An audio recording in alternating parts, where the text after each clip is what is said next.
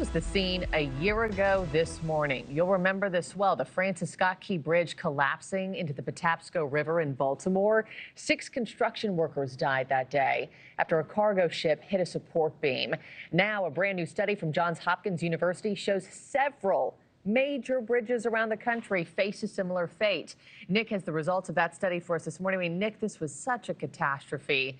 How widespread is this danger? Markie, is more perilous than many would want to believe, right? Major collisions like the one we saw in Baltimore could happen once every 20 years for some bridges, and the majority of them are along the Gulf Coast where they see a large amount of container ship traffic, just like Baltimore.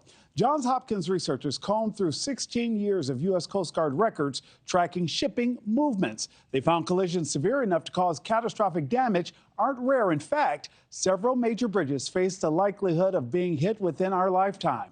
The most vulnerable bridges, according to the findings, the Huey P. Long Bridge near New Orleans, which could see a collision every 17 years.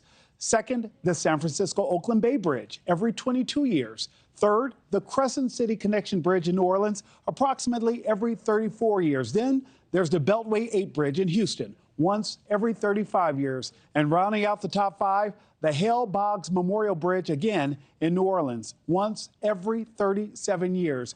Bridges in New York, New Jersey, Maryland, even Minnesota and Wisconsin are also vulnerable, Markie. According to the study, 2 reasons. Ships have gotten larger, often pushing 1,000 feet long, and there's more shipping traffic because of global trade. Plus, when these bridges were built decades ago, they weren't designed to handle the force from some of the ships these sizes.